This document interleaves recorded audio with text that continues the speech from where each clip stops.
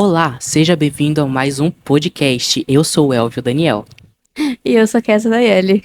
Estamos aqui com uma pessoa muito especial. Estamos aqui com o Caio, da MPA, ou Missão para Amapá. Por favor, Caio, se apresente melhor. Prazer, Caio André. Muita gente confunde, só pra deixar claro, não é com K, é com C, Caio André. E representando aqui, sou da Igreja Cidade Nova 4. Eu tô aqui pra representar a minha base, G7, e tô aqui pra partilhar dessa lição que é o Você Está Disponível, a lição 7, que fala sobre o chamado de Isaías, que Deus fez a ele, e como que essa história pode refletir na nossa vida atualmente. Mas antes de falarmos da lição, a gente queria saber se você tem alguma história de vida sobre Deus chamando você para algum ministério ou alguma coisa assim. Olha, de muita coisa eu fiz um pouco de cada coisa, um preceito aqui, um preceito ali. Mas principalmente eu prego e por meio de algumas pregações ou alguns contatos do meu pai, eu comecei a gravar alguns vídeos para MPA e por meio da professora Amabile, tenho que agradecer ela também. Se ela estiver assistindo, eu lhe agradeço bastante. E continuando, ela me deu uma indicação para eu poder estar aqui e falar um pouco sobre como fazer essa conversa, esse podcast, esse teamcast. E aqui estou eu. Graças a Deus. Que bom saber que você está aqui, graças a Deus. Que conselhos você daria para os jovens que estão... Jovens não, adolescentes, né? Vamos ser sinceros. Amém. Que estão tentando decidir o chamado de Deus em suas vidas. Como que um jovem ele pode entender que Deus tem um chamado na vida dele? É isso? Isso mesmo.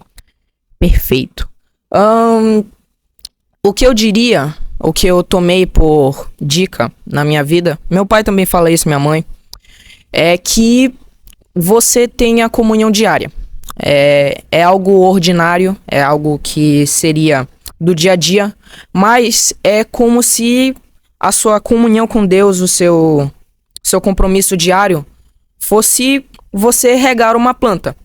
Se você não rega, ela vai morrendo aos poucos até que um dia ela vai simplesmente estar morta e não vai mais conseguir se redimir por si mesma. Então, uma dica que eu dou, Elvio, é que os jovens, os adolescentes, eles tenham um contato diário e sempre pensar em Deus como uma figura paterna que sempre deve estar presente na nossa vida.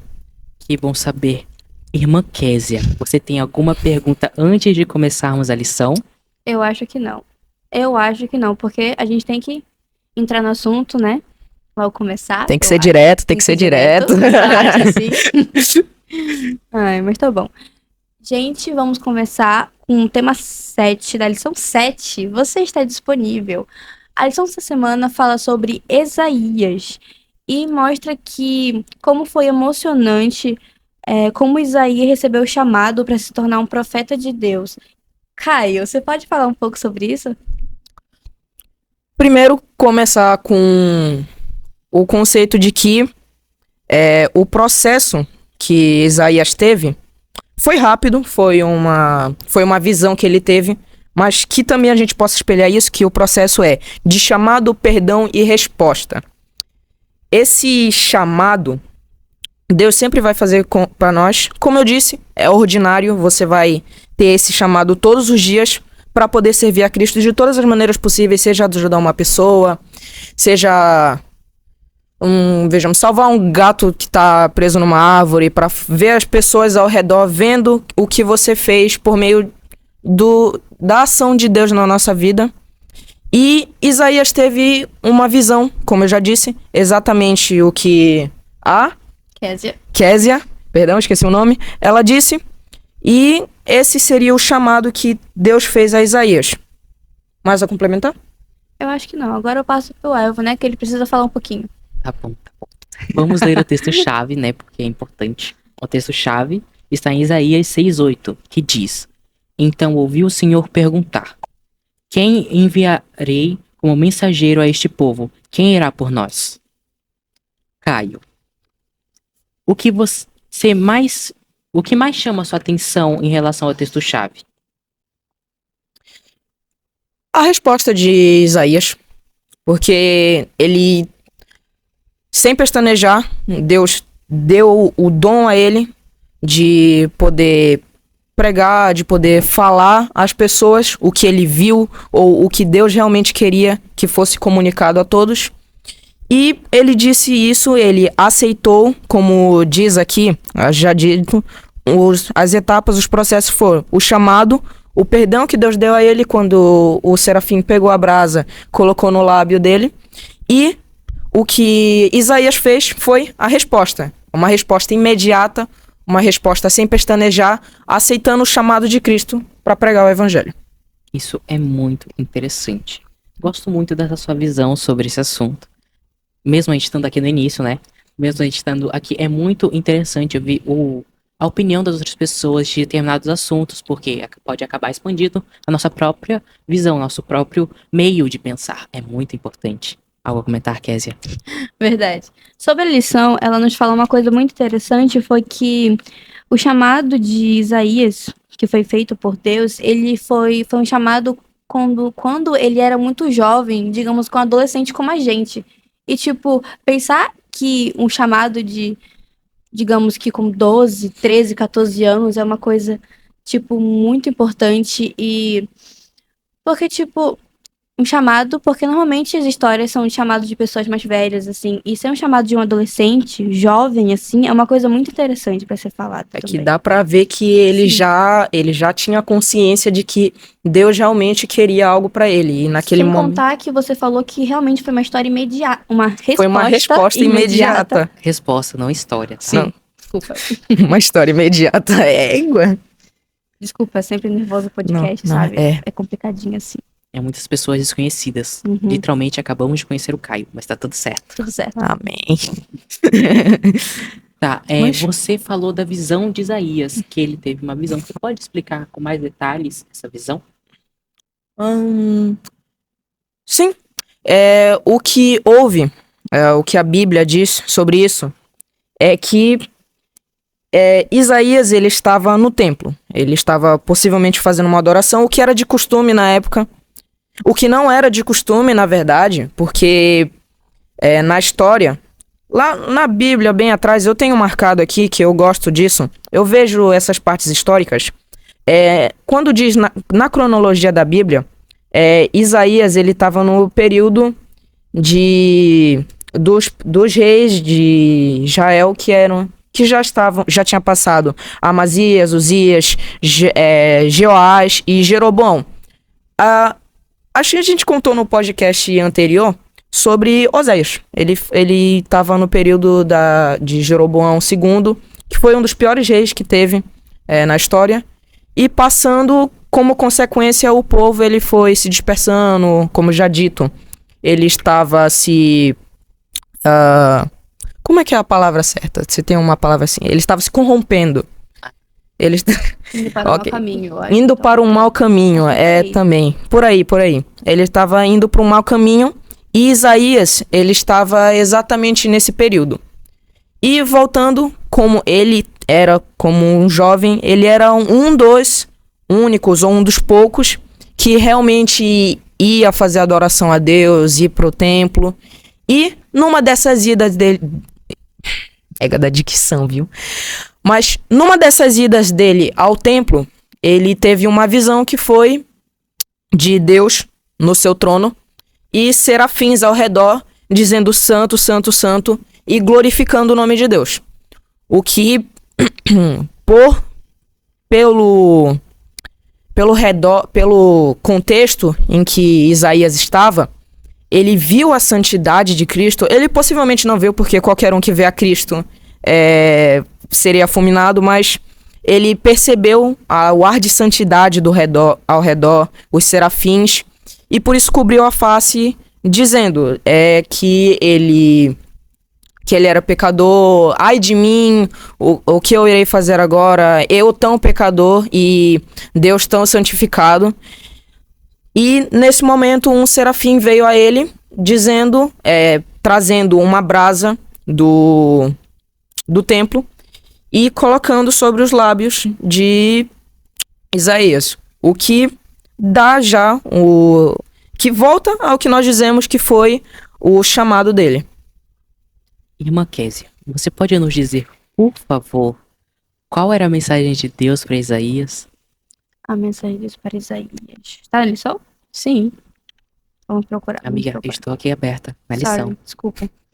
Vem aqui, ó, amiga. A mensagem de Deus para Isaías, se eu não me engano, era encorajamento e esperança. Isso mesmo. Que está no making off. Se você tem que estudar lição, viu? Tem que entender. Você tem que saber das coisas, é importante estudar a lição. Verdade, muito importante. Estudo diário, viu? Comunhão Voltando. diária. Por favor, voltando. Voltando. Não perdeu o fio da meada. Ai. A lição também traz algumas estatísticas sobre redes sociais. O que, hoje em dia, infelizmente, muitos adolescentes estão utilizando e não estudando a Bíblia, infelizmente. O que você tem a dizer sobre isso, Caio? Vou dizer por experiência própria. Eu... Dá até uma fechada assim na garganta. Mas, tenho que admitir, eu era uma pessoa que não costumava ler muito a Bíblia. Eu tive diversos problemas com isso. Eu jogava muito, era uma pessoa meio viciada em jogos, internet, esse tipo de coisa. Compreensível. Compreensível. É a situação de muita gente, mas sobre isso, os jovens de hoje em dia realmente, como a lição diz, têm ficado muito parte do seu tempo nas redes sociais, jogos, os vícios de hoje em dia.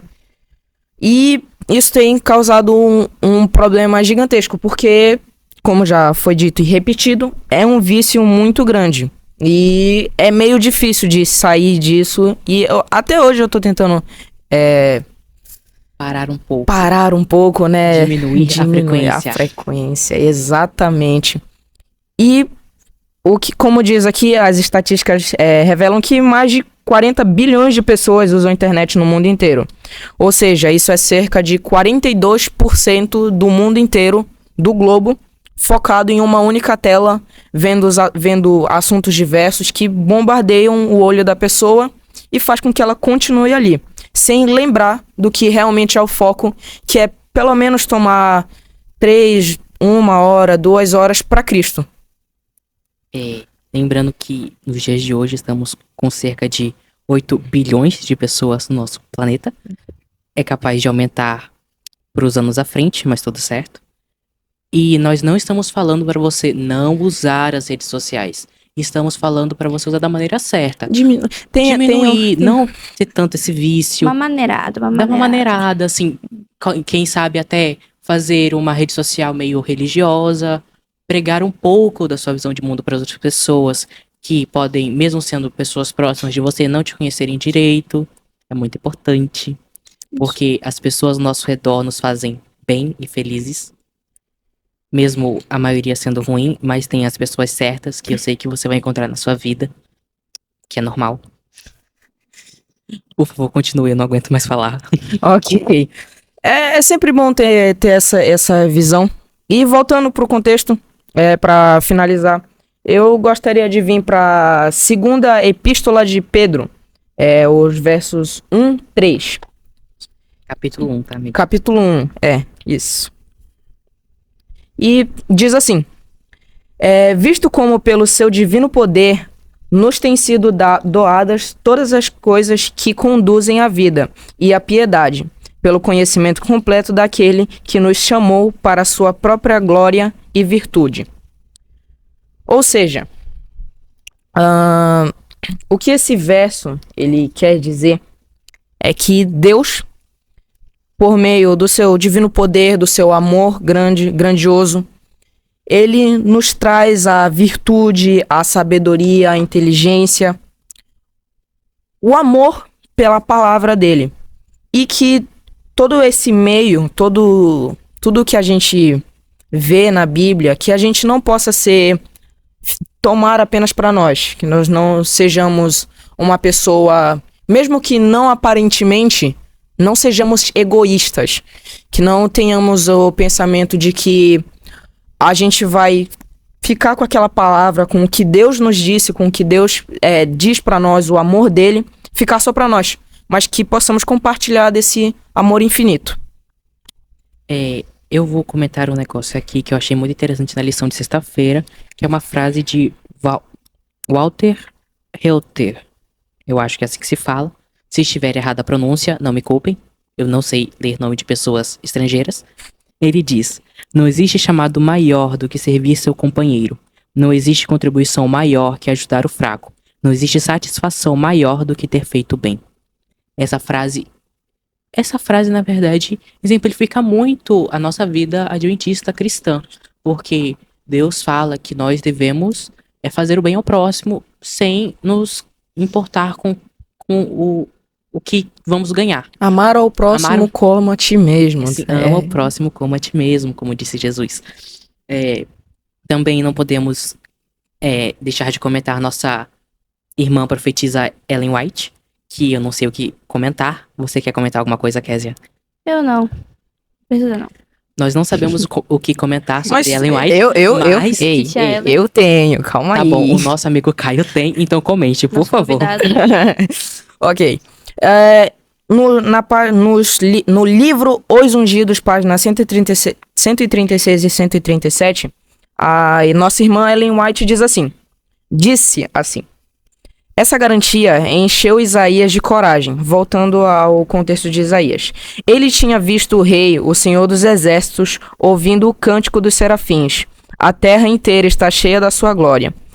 Ele tinha a promessa de que o poder convincente do Espírito Santo acompanharia as mensagens de Deus e se sentiu fortalecido para realizar a obra que tinha recebido. Durante sua longa e árdua missão, Isaías sempre lembrava da visão que tinha recebido durante 60 anos ou mais. Ele atuou como um profeta de esperança, profetizando o triunfo futuro da igreja. Ou seja, pegando um contexto geral, Isaías ele foi reconhecido como um profeta de esperança. Por quê? O seu livro inteiro foi baseado em Jesus. Ele profetizava o retorno dele, a vinda dele, na verdade, tanto como a volta de Cristo, e que isso possamos tomar para as nossas vidas e possamos também ser como Isaías, que possamos ser profetas da esperança, que possamos pregar ao mundo que Cristo vai voltar um dia. Caio, você tem uma mensagem final para as pessoas que estão nos assistindo? Tenho. Seja uma pessoa que os outros se agradem, mas principalmente seja uma pessoa que Jesus se agrade, porque Jesus, ele quer que você... Jesus, na verdade, ele foi uma pessoa que muitos queriam estar próximo e muitos amavam, muitos queriam por perto, porque ele era uma pessoa que, por sua própria aura, trazia milagres, trazia conforto, felicidade, amor, compaixão, e que possamos ser assim, que possamos ter essa, entre aspas, essa mesma aura de Cristo, que possamos levar bondade, amor, compaixão às outras pessoas. Calma aí. Tá bom. Só dentro da pergunta do Elvio, Caio, tu tem alguma dica para as pessoas daí de casa, adolescentes, que querem ouvir o chamado de Deus, só que não sabem como responder? Não fique nervoso. Não, cuidado. Eu sei, uma pergunta essa difícil. é realmente uma boa pergunta. Também tem isso. Eu vou basear por experiência própria, tá bom? De tudo, assim como eu, de tudo faço um pouco. Porque a gente sempre tem aquela vista de cantores ou de pregadores muito bons. E a gente sempre pensa, caramba, eles já vieram com esse dom, com essa capacidade de fazer isso. Mas que você veja por si mesmo o que você mesmo é capaz de fazer. Eu, por exemplo, eu tenho uma boa capacidade de falar bem, eu sei interagir com crianças, e isso é algo bom. Eu consigo atrair muitas crianças no recreio, eu converso com elas sobre como que eu posso dizer, sobre Deus, sobre o amor dele, e isso me tem feito muito bem. Eu também vejo área de música, muitas outras coisas. Então, a dica é: não pense que você só tem que ver algo, tem que ser uma pessoa que os outros disseram pra você ser. Veja no geral, porque Deus nos traz a obra com todas as capacidades que nós temos, mas temos que procurar o nosso dom por nós mesmos. É verdade. Nós todos temos um chamado. Você pode não saber o seu ainda, mas você vai descobrir. E para descobrir, como o Caio disse, é bom experimentar de tudo um pouco. Eu experimentei muita coisa nesses longos anos da minha vida. Eu descobri que eu sirvo para algumas coisas e para outras não. Por exemplo, eu sei que eu sirvo um pouco para pregar, mas eu não gosto muito. Mas se pedirem, eu irei, com toda certeza. Amém. Eu também gosto de cantar, o que é normal, afinal faço parte de um coral. Verdade. Estamos todos prontos, ou, no caso, a favor não. Eu esqueci a palavra. Por favor, me ajudem. Preparados. Estamos É isso todos aí. preparados para receber o chamado de Deus. Você também pode estar preparado. Talvez você não seja bom no início, o que é normal. A gente fala porque nos nossos primeiros vídeos eram horríveis, mas agora estão melhores, o que é normal, porque a gente se acostumou a falar em frente à câmera, mesmo estando um pouquinho nervosos, né, Kézia? O medo que ainda não passou, porque sempre tem. Ainda. Aquela mão gelada. É. Rapaz. Muitos erros de gravação, inclusive. Mas sempre estamos dispostos a servir. E mais alguém tem alguma coisa a comentar? Eu acho que não, que eu acho que o nosso tempo já está acabando. Eu acho. Ok, eu acho que deu pra cobrir bem o assunto. Acho Eu que acho. sim. Esse assunto é um assunto muito, na verdade, muito amplo, porque mesmo a gente comentando um pouco aqui, pode ser uma visão diferente da sua. Ou você pode entender algo que a gente não entendeu, o que é normal. Nem todo mundo vai perceber as mesmas coisas. Então, é sempre bom estudar com amigos. Não vou mentir. Eu prefiro estudar com outras pessoas do que estudar sozinho. Porque as pessoas nos ajudam a aprender. O que é algo bom, porque cada um tem sua maneira de pensar. Então, nós podemos compartilhar e ampliar nossa visão de mundo. Por favor, Caio, ore para nós. Oremos. Senhor Deus, te agradecemos porque até aqui o Senhor nos deu a oportunidade de estarmos com vida, com saúde. Estamos aqui na tua presença agora para poder pedir que o Senhor nos dê a capacidade de pregar o teu evangelho da melhor maneira possível, para que possamos tocar o coração de diversas pessoas e salvar ainda mais para o teu reino. É isso que te pedimos e te agradecemos. Em nome de Jesus. Amém. Até o próximo podcast, gente. Tchau!